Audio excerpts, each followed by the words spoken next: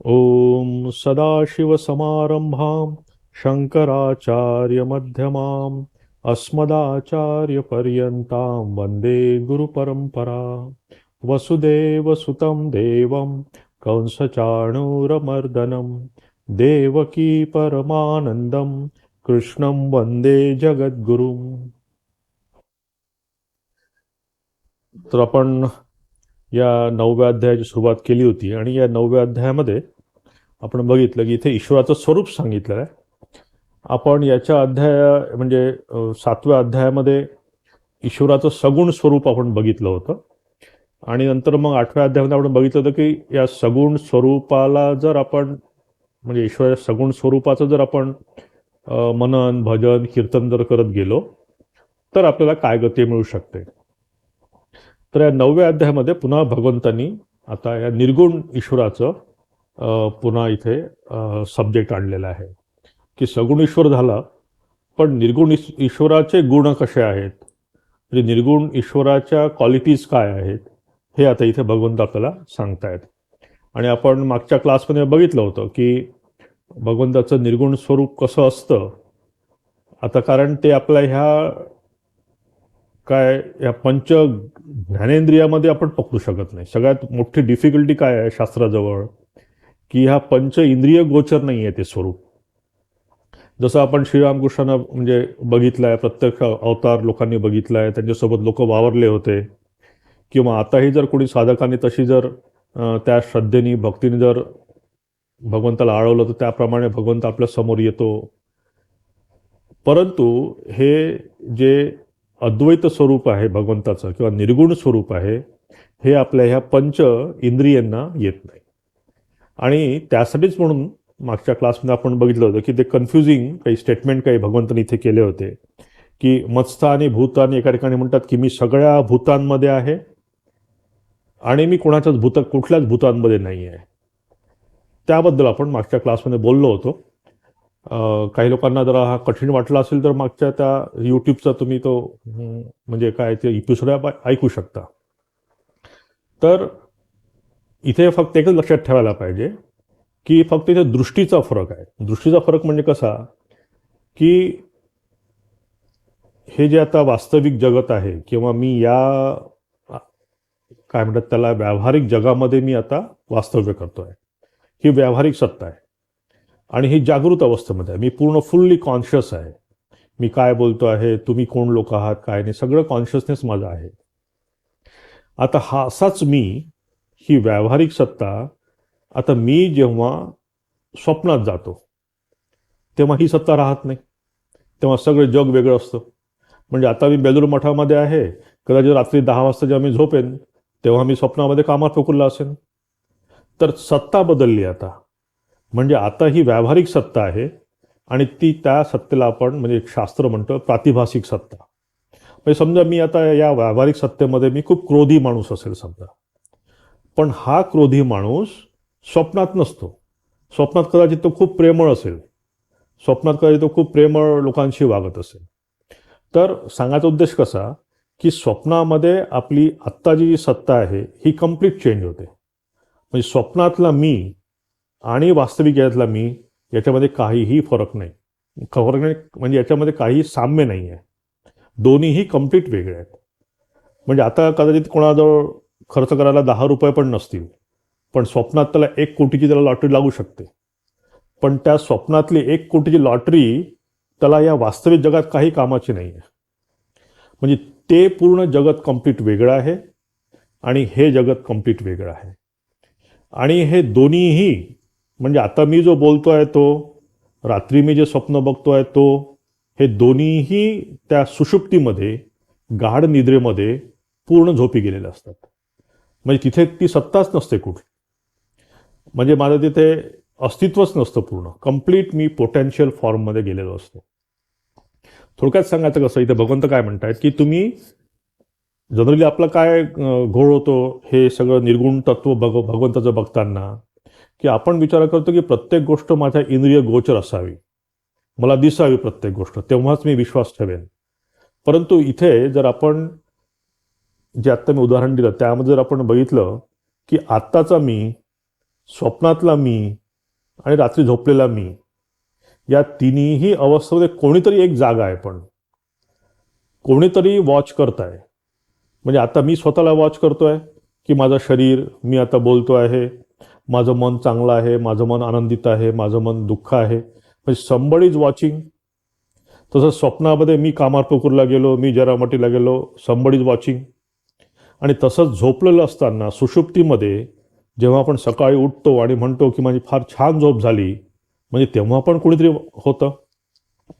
तर हे जे तिन्ही अवस्थेमध्ये जे एक तत्व आहे आपल्यामध्ये, जे चैतन्य तत्व आहे, किंवा तुम्ही त्याला काहीही नाव द्या, परमात्मा द्या, आत्मा द्या, ईश्वर द्या, परमेश्वर द्या, काहीही नाव द्या तुम्ही त्याला, ते जे तत्व आहे त्या तत्वाला आपण म्हणतो निर्गुण तत्व. आणि हे तत्व तुम्हाला दृष्टीगोचर नाही आहे, कारण तो सब्जेक्ट आहे, मी अनुभव करणार आहे. इथे तुम्हाला जसं आता मी समोर टी व्ही बघू शकतोय, म्हणजे कॉम्प्युटर बघू शकतोय, तुम्हाला बघू शकतोय, तसं ते तत्व तुम्ही कधीच बघू शकत नाही, कारण तो सब्जेक्टिव्ह एक्सपिरियन्स आहे पूर्ण. जसं आपले डोळे आपण कधीच जीवनात बघू शकत नाही. तुम्ही जेव्हा केव्हा डोळे बघाल ते प्रतिबिंबच बघाल. हे डोळे, स्वतःचे डोळे स्वतः कधीच बघू शकणार नाही. किंवा तुमचं दुःख किंवा तुमचं सुख हे तुमचं स्वतःचं असतं. हा तुमचा स्वतःचा अनुभव आहे. तुम्ही कितीही सांगितलं तुम्हाला किती दुःख झालं, किती आनंद झाला, किंवा मी आज फार छान एक स्वीट डिश खाल्ली, ती फारच सुंदर होती हो, पण माझ्यासाठी फक्त सुंदर शब्द आहे. पण तुम्ही जो अनुभव घेतला, सब्जेक्टिव्ह अनुभव जर घेतला तुम्ही, तो सब्जेक्टिव्ह एक्सपिरियन्स तुम्ही कधीच शब्दात मांडू शकत नाही. आणि हेच इथे शास्त्राचं होत आहे की हे जे निर्गुण तत्व आहे हे शब्दात मांडू शकत नाही. हा पूर्ण अनुभवाचा विषय आहे. हे जोपर्यंत आपल्याला ह्याचा अनुभव येत नाही, आपला रोज अनुभव येतो, सकाळ उठता बसता खाता पिता आपल्याला त्या निर्गुण त्या चैतन्य स्वरूपात आपला अनुभव असतो, पण आपण सोयीस्कर विसरतो. म्हणजे आताही मी इथे तुम्ही जर विचारलं तुमच्या रूममध्ये काय काय, मी 10 गोष्टी सांगेन, पण हा लाईट सांगणार नाही, कारण मी धरून घेतलं लाईट आहेच. तसंच हे चैतन्य जे आपल्यामध्ये तत्व आहे, या चैतन्य तत्वाचं आपण सोयीस्कर त्याला विसरतो. आपण बाकी सगळ्या गोष्टी आपण जगातल्या बघत असतो. आणि इथे उपनिषद म्हणतं की हेच जर तुम्ही धरलं बरोबर, की मी इथे आहे, computer plus light, mobile plus light, गीतेचं पुस्तक प्लस लाईट, असा जर मी सदैव विचार करत राहिलो की माझ्यातले चैतन्य जे हे आहे, तर तुम्हाला निर्गुण तत्वाचं ज्ञान झालंच. मग या सगळ्या ह्या तिन्ही अवस्थेमध्ये आता मला सांगा की कुठली अवस्था तुमची खरी आहे? तिन्ही अवस्था खोट्या आहेत. कारण जागृतीतले तुम्ही स्वप्नात नाही आहात, स्वप्नातले तुम्ही जागृतीत नाही आहात. स्वप्नात मला 1 कोटी रुपये मिळाले आणि मोठा बंगला बांधला, 10 गाड्या घेतल्या, पण जागृतीत तुम्ही आहात का? नाही आहेत. म्हणजे जे जागृतीमध्ये मी जे नामरूप बघतो आहे ते स्वप्नात मिथ्या होतं. स्वप्नात मी जे नामरूप बघतो ते जागृतीत मिथ्या होतं, आणि सुषुप्तीमध्ये तर काहीच नसतं. आणि इथेच हेच आहे मिथ्यातत्व उपनिषदातलं किंवा वेदांतातलं. हे जर कोणाला समजलं की हे मिथ्यात्व, व्हेरी इम्पॉर्टंट, की आपण हे जागृतीतल्या गोष्टींना पकडून ठेवायचा प्रयत्न करतो, पण जागृतीतल्या गोष्टी तुमच्या जशा स्वप्नात नसतात, जशा तुमच्या सुषुप्तीत नाही आहे, तशाच कुठल्याच अवस्थेत तुमचं नाही आहे खरं अस्तित्व. हे नुसतं नामरूपाचा खेळ आहे. हे नुसती लीला चालू आहे, की जागृतीमध्ये एक लीला चालू आहे भगवंताची, सुषुप्तीत वेगळी लीला. तुम्ही कोणाला धराल? श्रीरामकृष्ण म्हणतात ना की त्या श्रीरामाची गोष्ट आहे की एका शेतकऱ्याचा रात्री एका शेतकऱ्याने स्वप्न बघितलं की त्याला 7 मुलं आहेत आणि ते 7 मुलं त्याचे मरण पावलेत. आणि तो जेव्हा सकाळी उठतो तेव्हा त्याची स्त्री म्हणतो की हो, आपला एक एकुलता एक मुलगा तो आज गेला. तर तेव्हा तो शेतकरी म्हणतो की मी आता या मुलासाठी रडू, की स्वप्नातल्या म्हणजे 7 मुलं गेलेत त्यांच्यासाठी रडू? कोणासाठी रडू? कारण दोन्ही मिथ्या आहे. की या जागृतीमधलं जे काही बघतो ते पण मी मिथ्या आहे, स्वप्नवत आहे, आणि ते पण स्वप्नातलं पण मिथ्या आहे. तर मी ते 7 मुलं त्यांच्यासाठी रडत बसू, की हा मुलगा मला त्याच्यासाठी रडत बसू? तर हे असल आहे मिथ्या तत्व वेदांताचं, की आपण जर या दृष्टीने जर या जगाकडे बघितलं, म्हणून आपल्या वेदांतांनी याचे 3 भाग केले आहेत. म्हणजे एक व्यावहारिक सत्ता, की जोपर्यंत व्यवहार करतोय आपण, जो प्रारब्ध घेऊन आपण आलेलो आहे त्या प्रारब्धामध्ये आपण राहणं आवश्यक आहे आणि त्याप्रमाणे व्यवहार होणं पण आवश्यक आहे. हे मिथ्या नाही आहे. यालाच म्हणतात ना माया, यालाच म्हणतात अनिर्वचनीय माया. कारण मिथ्या मला अनुभव येतो या सगळ्या गोष्टींचा. आता जर मी बाहेर गेलो तर मी ओला होऊन जाईल, हा अनुभव आहे की माझा जीवनाचा. इथे वेदांत म्हणतं की हे व्यावहारिक सत्तेमध्ये पण ती जी एक सत्ता आहे, ते जे एक निर्गुण स्वरूप आहे, जे एक चैतन्य आहे, त्याकडे लक्ष ठेवा. तर व्यावहारिक सत्ता ही फक्त तेवढ्यापुरती मर्यादित आहे. फक्त हे व्यावहारिक स्वप्न आपलं कसं असतं, मोठं असतं. म्हणजे रात्री झोपल्यानंतर जे स्वप्न पडतं ते आपल्याला लगेच एका तासामध्ये संपतं आपलं ते. पण हा सिनेमा जो आहे हा 50 वर्ष, 60 वर्ष, 70 वर्ष सिनेमा चालतो. आणि म्हणून त्यामध्ये आपल्याला सत्यत्व बुद्धी येते. कारण इट इज प्रोलॉंग स्वप्न. तुम्ही विचार करा की तुम्ही जर असं काही झालं तुम्हाला की तुम्ही पूर्ण कम्प्लीट 1 दिवस 2 दिवस नुसतं स्वप्नच बघताय, तर बघा तुम्ही त्या स्वप्नात तुम्ही सदैव राहाल. ते स्वप्नातलं जग तुमचं जग होऊन जाईल, तुम्हाला तेच सत्य वाटेल. तसंच ते आपलं हे जागृतीतलं जे जगत आहे ते फक्त लांब आहे, त्याचं मर्यादा मोठी आहे, कालमर्यादा मोठी आहे. आपलं आयुष्य जेवढं आहे तेवढं आपण स्वप्न बघत असतो. पण उपनिषद म्हणतं की हे सगळं या व्यावहारिक सत्तेमध्ये लक्षात ठेवायला पाहिजे की खरी सत्ता जो बघणारा आहे, या स्वप्नाला बघणारा जो आहे, म्हणजे स्वप्नात तुम्ही जे बघता आणि ते तुम्हाला जे आठवतं, कोणीतरी बघतोय म्हणून ते आठवत आहे तुम्हाला. तर हा जो बघणारा आहे याच्याकडे तुम्ही लक्ष द्या, आणि हीच निर्गुण सत्ता आहे भगवंता म्हणतात. आणि हेच भगवंत निर्गुण स्वरूप आहे. सगुण स्वरूप आपण बघितलं, सगुण साकार स्वरूप, की प्रत्यक्ष भगवंत शरीर सगळं घेऊन ते येतात, अवतरण करतात, किंवा कुणाला तर त्याप्रमाणे दिसतात. हे झालं भगवंताचं सगुण स्वरूप. पण हे निर्गुण स्वरूप या पंच ज्ञानेंद्रियाला न दिसता हे स्वतःचा अनुभव आहे. इथे कोणीही, जितके लोक असतील, कोणीही असं म्हणू शकत नाही की त्याला त्याचा स्वतःचा अस्तित्वाचा अनुभव येत नाही. आपल्या प्रत्येकाला आपण आहोत, आपला अस्तित्वाचा हा प्रत्येकाला अनुभव आहे. आणि ते अनुभव असणं, मी आहे, हेच खरं ते निर्गुण स्वरूप आहे. तर इथे लक्षात ठेवायला पाहिजे की आपण या फक्त नामरूपाच्या गोष्टींमध्ये अडकल्यामुळे सगळा घोळ होतो. म्हणजे सगळ्या आभूषणामध्ये सोनं एकच आहे, पण आभूषण बघितले की बघा तिच्या गळ्यात नेकलेस किती सुंदर आहे, बस तसं आपल्याला घ्यायचं आहे. पण सोनंच आहे शेवटी ते, फक्त नाम आणि रूप चेंज झालं. आपली नजर त्या आभूषणावर फक्त पडते. आपण जर समुद्राच्या किनारी बसलो तर फक्त लाटेकडे आपलं मन जातं की बघा किती छोटी लाट होती, मग मोठी आली, खूप फेसाळलेली लाट आहे, पण आहे समुद्रच. तसंच आहे सगळं सोनंच. त्याप्रमाणे हे लक्षात घ्यायला पाहिजे की या सगळ्या आपल्या या तिन्ही अवस्थेमध्ये जे एक समान तत्व आहे, म्हणजे या परिवर्तनशील जगामध्ये जे अपरिवर्तनीय असं तत्व आहे ते आहे निर्गुण स्वरूप. आणि हेच इथे भगवंत या 1 ते 10 श्लोकामध्ये आपल्याला सांगायला प्रयत्न करतायत. आणि म्हणून त्याला म्हटलं त्यांनी गुह्य विद्या, राजविद्या. राजविद्या यासाठी की तसं जर तुम्ही त्याप्रमाणे जर स्वतःवर विचार केला की ते राजविद्याच आहे, कारण तुम्ही रोज त्या आत्म्याचा अनुभव करताय आणि आपण बाहेर सुटतोय बघायसाठी. ते कस्तुरी जशी आपल्या आत असतो आणि तो कस्तुरी मृग बाहेर शोधायला जातो, स्वतःला पूर्ण तो संपवतो त्या कस्तुरीच्या त्या सुगंधामुळे, पण त्याला कळत नाही. तसंच आपण ईश्वर कुठे आहे, ईश्वर कुठे आहे, त्यासाठी आपण सगळं जीवन फिरत असतो आपण, पण तो आपल्यामध्येच आहे ते तत्व. ठीक आहे, बाहेर आहे, त्याचं अस्तित्व आहे बाहेर, कारण तो कुठे नाही आहे, सगळीकडेच आहे तो. परंतु खरं त्याचा जो अनुभव आहे तो आपला स्वतःचा आतला अनुभव आहे, प्रत्येक क्षणी तो आपल्यामध्ये आहे. हा विचार करणं म्हणजेच या अद्वैत तत्वावर विचार करणं आहे. तर या संदर्भात भगवंतांनी आपल्याला मागच्या 2, 4, 5 जे आपण श्लोक बघितले होते त्यामध्ये त्यांनी सांगितलं होतं की हे म्हणजे त्याच्या क्वालिटीज सांगितल्या होत्या.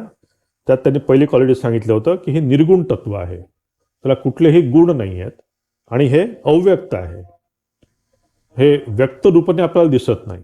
या पंच ज्ञानेंद्रियाने तो हे गुण आपल्याला दिसत नाही. मग त्यांनी दुसरं सांगितलं होतं की हे सर्वगतम, की हे सगळीकडे आहे.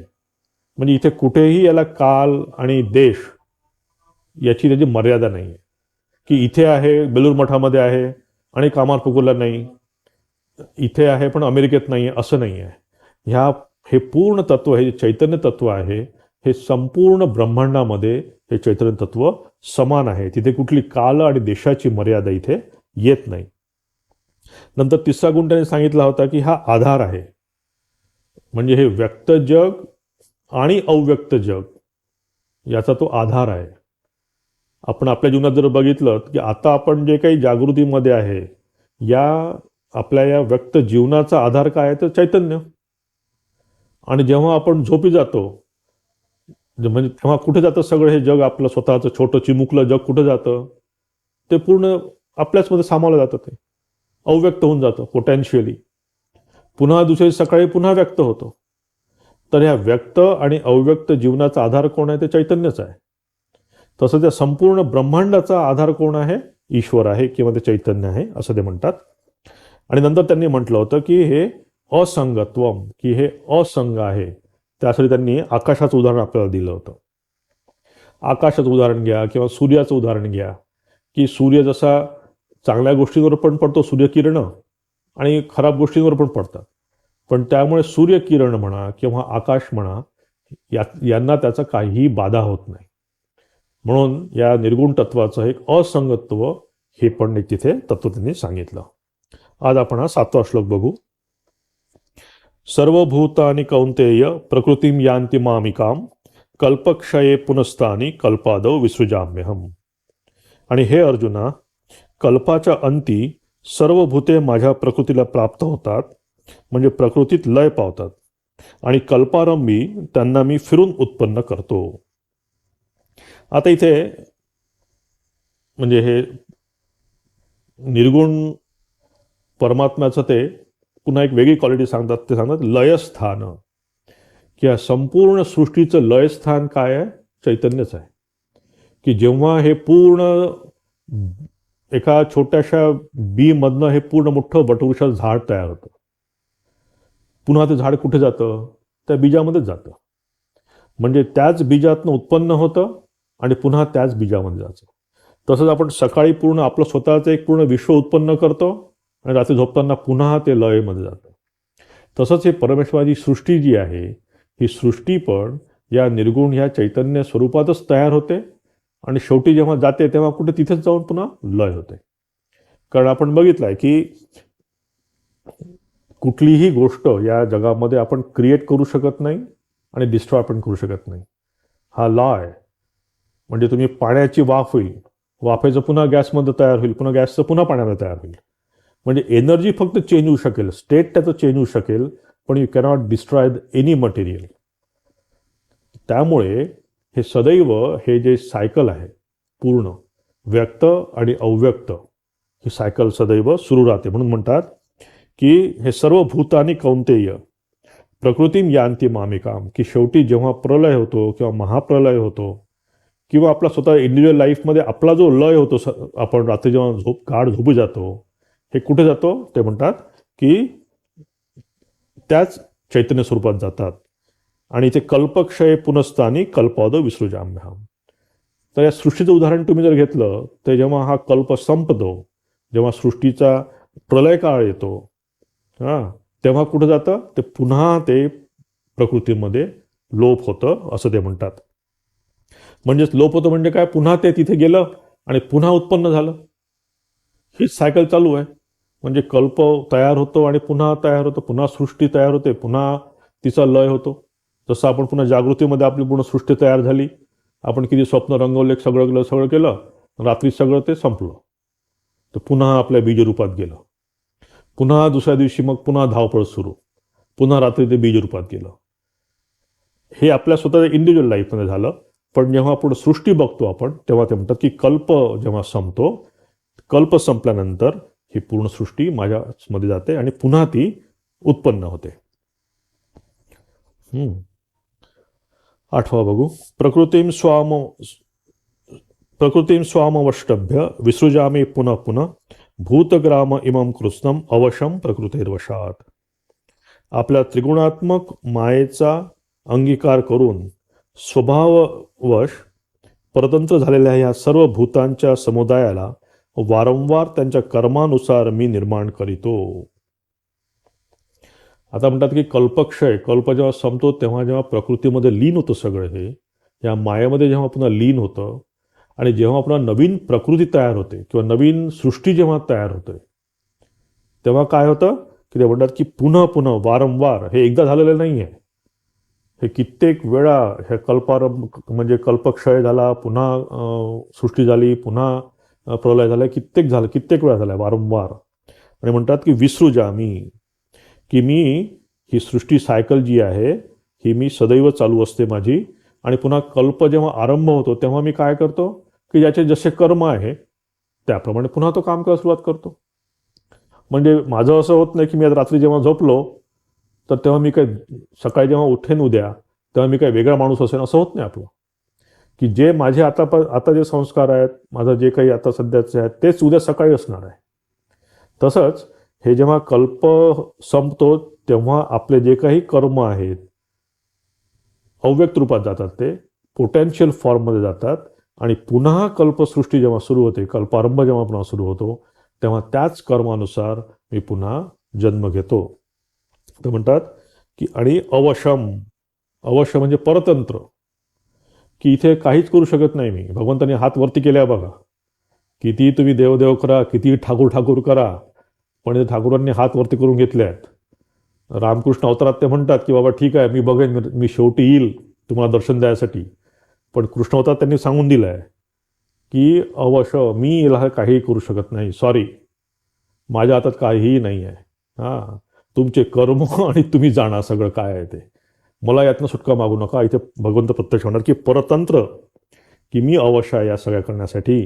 तुमचे कर्म आणि तुमचा याप्रमाणे आपण ह्या सगळ्या ह्याच्यात भाग घेत असतो. म्हणजे या पूर्ण सृष्टीमध्ये आपला त्याप्रमाणे सहभाग असतो.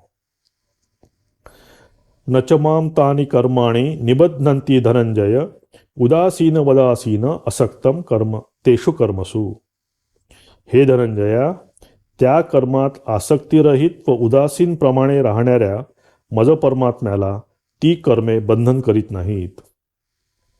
आता इथे पुन्हा ते स्वतःचा म्हणजे त्यातनं ते स्वतःला त्यातनं वाचवत आहेत भगवंत.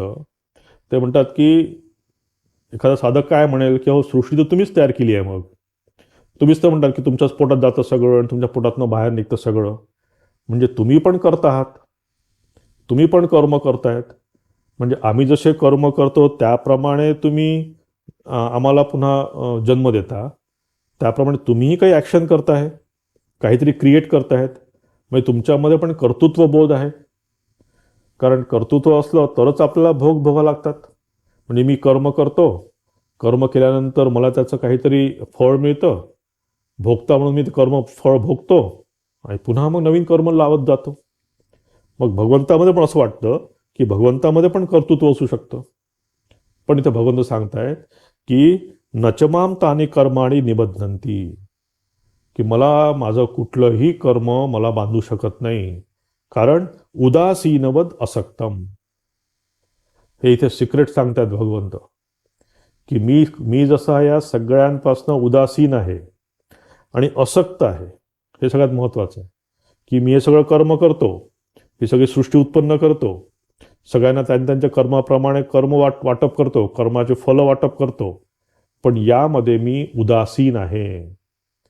की चला कोणीतरी मला ठाकूरांना कोणीतरी काय कुठं मोठं डोनेशन दिलं, कोणी काही ठाकूरांना काही करून दिलं, म्हणून ठाकूर आपलं थोडंसं ते ठाकूराचं ते गेट जे आहे, काय लोक काय श्रीरामकृष्ण लोक असेल तर ठाकूर थोडंसं ते गेट उघडून बाबा हा घुस जा जा जा लगेच जा असं म्हणतील.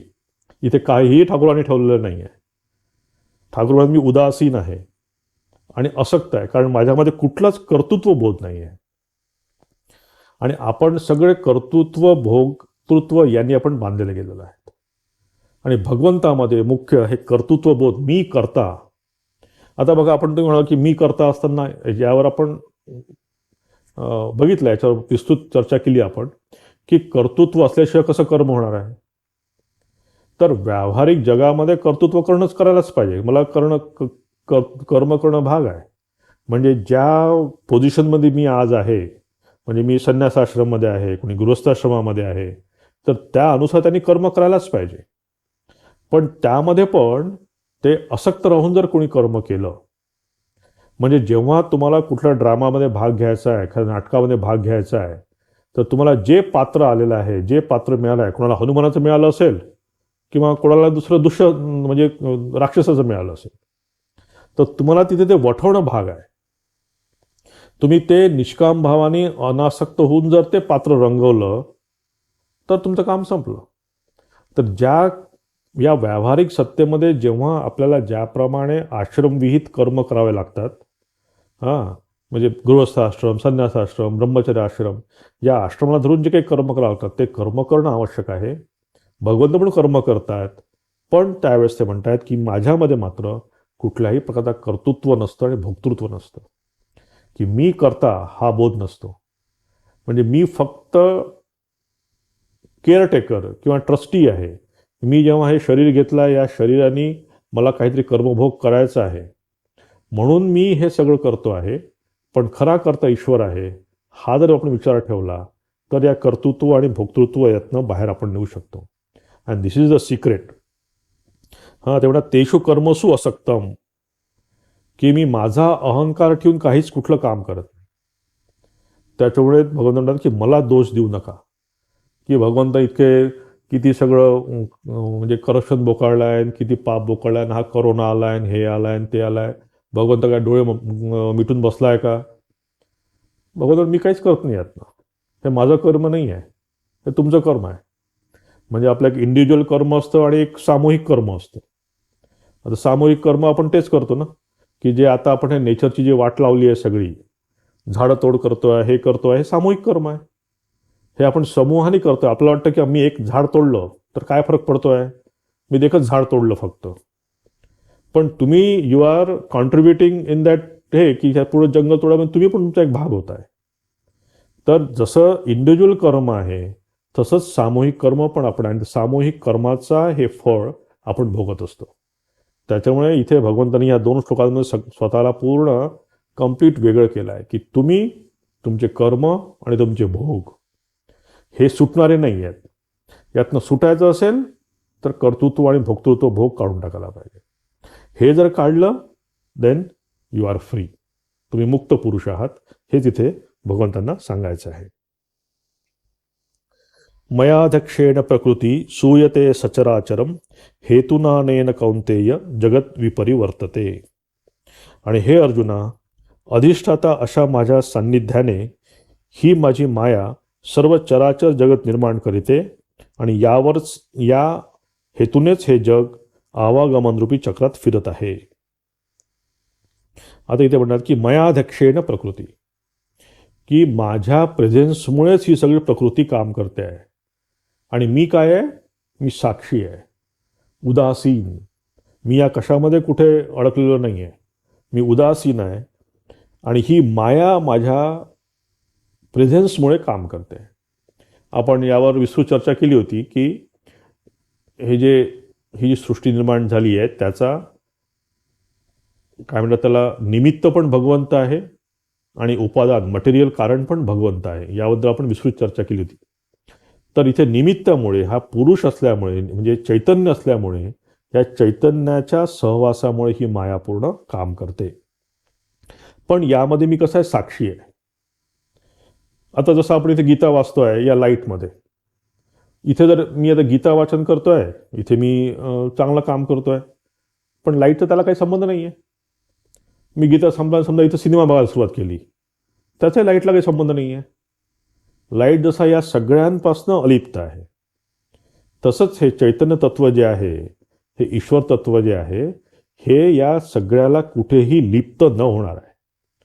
तुम्ही चांगलं काम करा, वाईट काम करा, काहीही करा, पण जसं ह्या रूममधलं लाईट इट इज अनअफेक्टेड, किंवा तुम्ही इलेक्ट्रिसिटी बघा, किंवा आता इथे फॅन आहेत, किंवा काही समजा ए सी आहे, किंवा अजून टेलिफोन आहे, तर हे काय करतायत, त्याच्या त्याच्या नेचरप्रमाणे काम करतायत.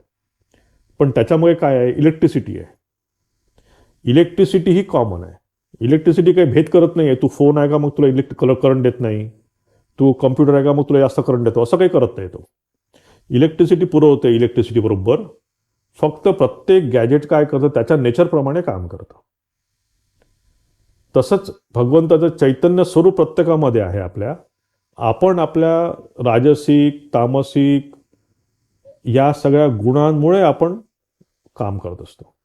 म्हणजे आपल्यामध्ये जे काही गुण आहेत, आपल्यामध्ये जे काही संस्कार आहेत, या सगळ्यामध्ये हे भगवंत त्याप्रमाणे काम करत असतात. हे कर्म जे आपण करतो हे सगळं आपलं राजसिक तामसिक आणि सात्विक प्रकृतीप्रमाणे आपण काम करतो, पण त्यामध्ये चैतन्य हे समान आहे. त्याच्यावर चैतन्यामध्ये काहीही फरक नाही. कोणी राजसिक माणूस आहे, कोणी तामसिक माणूस आहे, मग त्याच्यामध्ये चैतन्य कमी आहे, याच्यामध्ये चैतन्य जास्त, असं काहीही होत नाही. चैतन्य समान आहे. जसं हे लाईट जळतो, लाईट समान आहे. इथे मी सिनेमा बघू देत किंवा गीता वाचू देत, दोन्ही लाईट समान आहे. तसंच इथे भगवंत म्हणतात की मया देक्षेण, की मी इथे माझ्या प्रेझेन्समुळे सगळं होते आहे. ही पूर्ण प्रकृती सचराचरम, हां, हे सगळं होते आहे. हेतून अनेन कौंतेय, की हे माझ्या हेतूमुळेच, म्हणजे हा सगळा ड्रामा चालू आहे, हा माझ्या मुळेच चालू आहे. याच हेतूने जग सगळं हे आवागमन करत आहे. हे पूर्ण हे जगत सृष्टी आणि हे जे सगळं परिवर्तन चालू, जगत विपरिवर्तते, की जगामध्ये जे परिवर्तन, जगामध्ये हे जे सगळं ड्रामा चालू आहे, हे केवळ माझ्या अध्यक्षतेमुळे किंवा माझ्या प्रेझेन्समुळे. म्हणजेच काय, की चैतन्य हे याच्यामध्ये मुख्य आहे, की चैतन्य आहे म्हणून ह्या सगळ्या गोष्टी चालू आहेत. तर चैतन्य या सगळ्या, आपण याच्यापूर्वी बघितलं की चैतन्य हा आधार आहे. ह्या व्यक्त आणि अव्यक्त या सगळ्या गोष्टींचं हे चैतन्य हे आधार आहे. आणि म्हणून इथे म्हणतात की हे जगाचं हे सगळं परिवर्तन चालू आहे, आवागमन रूपी जे जगत सगळं फिरतं आहे, हे माझ्यामुळे, माझ्या अध्यक्षतेखाली म्हणून चालू आहे. मला वाटतं थांबावं का इथे, की काय अजून एखादा श्लोक? ठीक आहे, पुढे घेऊ, पुढच्या क्लासमध्ये घेऊ.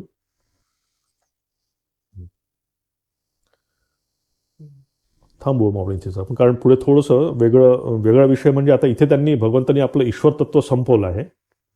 आता इथे पुढे भगवंत सांगतील की संसाराचं कारण, की का आपण इथे पुन्हा आपल्याला ते म्हणतील कसे मूड आहोत आपण, पुन्हा दाखवून देतील आपण ते, त्यांचं लेवल दाखवून देतात आणि पुन्हा आपली लेवल दाखवून देतात की तुम्ही कुठं आहात. आणि बरं आहे, सारखं सारखं भगवंत सांगतात, कारण आपल्याला उठायसाठी म्हणून सोपं आहे त्यासाठी. तर नंतर थोडं संसाराचं कारण सुरू होतं, आणि संसारात आपण कसं अडकलेलो आहोत या कर्तृत्व आणि भोक्तृत्वामुळे, त्याबद्दल ते चर्चा करतील. ते आपण पुढच्या क्लासमध्ये बघू. ओम शांती शांती शांती. हरि ओम तत्सत. श्रीरामकृष्णार्पणमस्तु.